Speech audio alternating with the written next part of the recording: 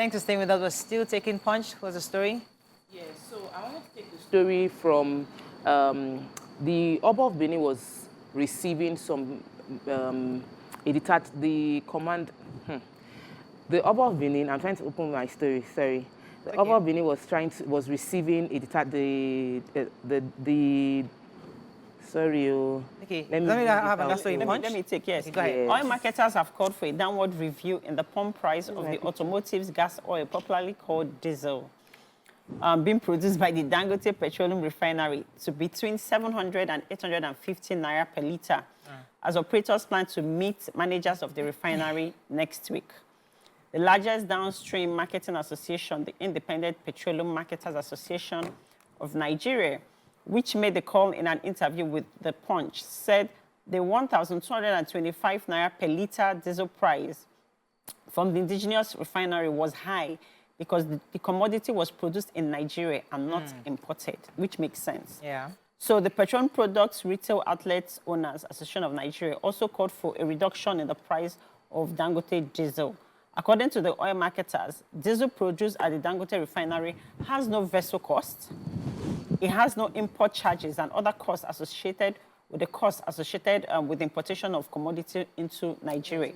So they are calling that it doesn't make sense for them to be buying it at the same price, almost at the same landing costs, if they're importing diesel. So I wanted to ask, the machines they used to refine it, was it created in Nigeria or was it imported? No, it was so the machinery, the loans he took, yes. Was it, did we dash it, was it international loans or local loans? No. They're thinking that if the price from the refinery abroad should be the same price from refinery here, because it's the same process and the same costing. So the one here is higher than the one abroad? It's almost the same. The landing cost for the one abroad is 1,220. Yes. Then here it's almost the same thing, right? So it doesn't make sense because the importation charges, you're not doing that.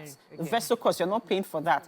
And then people are also, you have to put into consideration logistics from Lagos too, from the refinery. Okay, we'll wait for them to respond to that. Any other story from Punch? Yeah, so the name I was trying to get, the General, Brigadier General Ebenezer Uduyebo, he was the one that visited, is the new commander of the 4th Brigadier of the Nigerian Army. He visited the Abba of Benin, and the Abba extended his condolences to the army and said that there was no justification for the killings that took place in Okoma. He also mentioned that the Nigerian army is seen to be very disciplined and a force to be reckoned with and should not be treated anyhow. He extended his wishes to the Chief of Army Staff for the consistency in the work they've been doing since he took over his leadership in the army, and generally because all the Obas have spoken about this thing, he hasn't said anything, and I have to respect my in-laws, so I had to take the story. However, there is a more painful story that happened in Benue State where 5 people were killed in a fresh attack. 17 of the victims are getting mass burials in Benue State. This happened in Upper local government, Agatu, and their west local government areas of the state. One of the person killed was while another person people were attacked on their farmland. These are people doing their regular businesses, and its impact has a ripple effect. An humanitarian worker, Joseph Adakole, said that the continuous attack by armed invaders in Idoma land and is getting out of hand. People are being killed every day. Houses are being burnt every day. Destruction of farm produce have become unbearable, and it's part of the effect we are getting with farm produce getting more expensive down south because these people cannot they can't do their farm. Harvest. Okay. Daily Sun, Kano Governor Ganduje fight gets messier.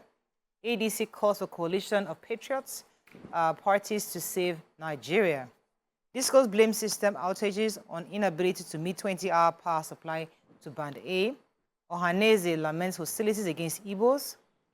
Lagos Calabar Highway Project, Atiku fires another salvo at Tinubu. More trouble for impeached Edo Deputy Governor. And Olubadan elect physically unfit to ascend throne, says Otun Balogun. Okay, which story? Is already taken? So I'll take the Ohaneze decries hostilities against Igbo. Yeah. Ohaneze and Igbo worldwide has said they were provocative attacks against the Igbo in various parts of Nigeria outside Igbo land. This is as the President General of the Apex Igbo Socio-Cultural Organization, Emmanuel Iwanyanwu declared its resolve to protect the interests of Igbo people anywhere in the world, saying it was the group's core mandate. Iwanyanwu described the Igbo as creative, hardworking, industrious, and enterprising people. Yes, we are. Noting that, unfortunately, these qualities has brought them envy from various people. And the main thing he's trying to also state today is the fact that compensation for people, for Igbo people in Lagos, that their houses and properties were demolished, that they should get compensation for that, because that they've gone through the whole legal work and the whole paperwork, and they found out that the Igbos, that their properties were demolished, that they actually purchased and went through due process. Okay. So Lagos State government have their CFO. Yes, they have their CFO. They followed due process to acquire those buildings and to build. They had the building permit, and the Lagos State has a right, like any other government, to take over any building or any land. But those people should be adequately compensated. Yeah. And Lagos State saying that they will not compensate those people or taking their time to compensate those people is a problem for the Ohanese group. And I hope that Afenifere to fight for those Yorubas. Yes, I have uncles too whose houses have been demolished. Who have people have hearing stories. So Afenifere to should also fight. Because Ohanese is doing what they should do. Because at first I was like, don't politicize, don't turn this into a ethnic fight. Afenifere should speak up. Aside from that, but I don't even think we should even tribalize this conference. These are Nigerian citizens. Yes. If anybody's building is demolished, they are entitled to different tribes, regardless of which tribe. So, the tribe. Ohanese's angle, I understand. However, I hope that other groups too can speak up for your own people. Yeah. Okay, let's Daily Sun, Anderson. Yes, major headline. I've been taking the Ganduje story. I was thinking there's a new update. Maybe it's the new attack from the side of the Ganduje team that are saying that the governor has left governors to focus on Ganduje. The Ganduje accusation is still the same. 413,000 has, according to them, allegedly public funds misappropriated and 1.3 billion bribery case against him. It's against him, his wife as well. So the case is going to court. They said that there will be the fight is getting messier, that's what they are saying, but that next week there will be an arraignment. And we've been taking, since Monday, every day, Ganduje's story has been making front headlines. And I understand the fact that the governor wants to get justice for the people, see how much of the funds can be repatriated. But let's also ensure that as we are making the Ganduje story, let's also make Kano, the governance within Kano gets headlines. Let him also share about the developments going on within the state, how he's providing governance for the people, so it's balanced, so that nobody will attack him and say that he's only taunting somebody. Okay, Nigerians under Band A are sad and lampooning various electricity distribution companies' discos for failing to provide them with sufficient electricity as agreed. The frustrated citizens swamped various social media platforms to vent their anger.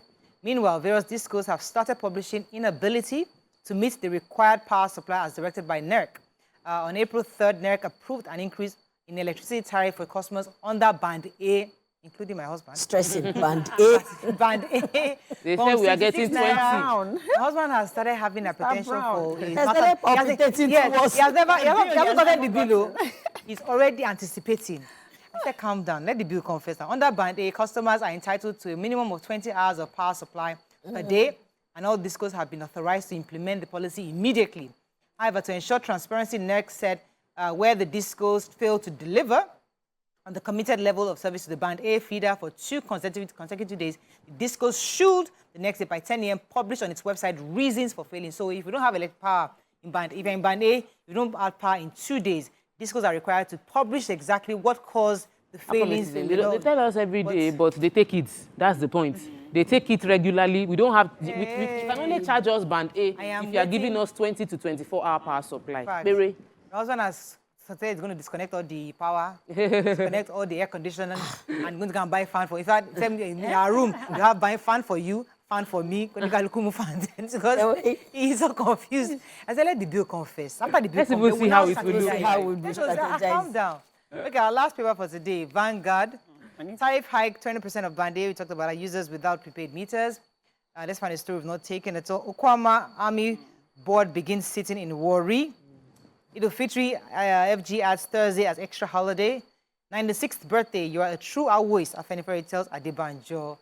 And misappropriation, Ganduje, wife, others to be arraigned next week. Okay, which story? Okay, so I'll take the Okwama story because it has a legal connotation to it. The Board of Inquiry constituted by Defense Headquarters to probe the March 17 killing of 17 soldiers at Okwama, Delta State is scheduled to commence sitting today in Warri. Chairman of the board, Air Vice Marshal David Ajayi, told Governor Sheriff Bovere in Warri, "We are on a fact-finding mission and to apportion blame. We're here to gather facts from security agencies, community leaders, and the community dwellers. This report will also help us to ensure healthy communication that will enhance civil-military relations and ensure that economic activities thrive again in the affected communities." Although the lawyers, they said that the Okwama people cannot participate in the military inquiry because the Okwama people are displaced in the bush. How can people come out to attend such meetings, right? That the right thing that should have been done was to allow the Okwama people come back into their community. This would have given them confidence in the military on whatever panel that they're trying to set up. Although their lawyer, Mr. Ejedegba, he also stated that the Okwama people cannot be part of this inquiry and that they won't appear. Why? Because you cannot be a judge in your own case. The military also has questions to answer in why the major reason why they were there in the first place, right? And why this thing happened. So they cannot be the one setting up the panel. So yes, so the lawyer is also correct in stating that the people will not be there because they are not subject to military laws, okay? And whatever the military comes up with would not have, because it won't have the opinion of the locals on ground. Yeah. I have a quick story from Edo State, so because it was followed up on yesterday, that the APC, 12 of the APC members, these are not members, these are like from the wards, 12 wards of the local government that Shaibu came from, have come out to protest that he must not enter their own party. Yes, that they feel like because he has been impeached from being a deputy governor from the PDP, he would want to, they are hearing he wants to decamp to APC. So they have sent message to the national chairman, Abdullahi Ganduje, to say, and every other ESCO, that we do not want the former PDP deputy governor to come. It's like, he said the headline was like, more troubles for impeached Edo governor as APC rejects him even before he says he's going to APC. I don't know, you guys, I was only going for 1 week. And everything. What happened? They have removed Shaibu. Our Shaibu that was on your view. Hey, please, 1 week. They don't remove Shaibu. It's not fair. They said they're not putting one small guy. One very young guy. They said he will operate outside the government house. Did you hear that one? And another video I saw that was making rounds was in 2020 when he was dancing to somebody's downfall, to Adam Oshiomholo's downfall. They'll be all right. All of us have things all goes back, comes round. They'll be all right. Let's go on a short break now. We'll come back with our next segment. Stay with us. We'll be right back.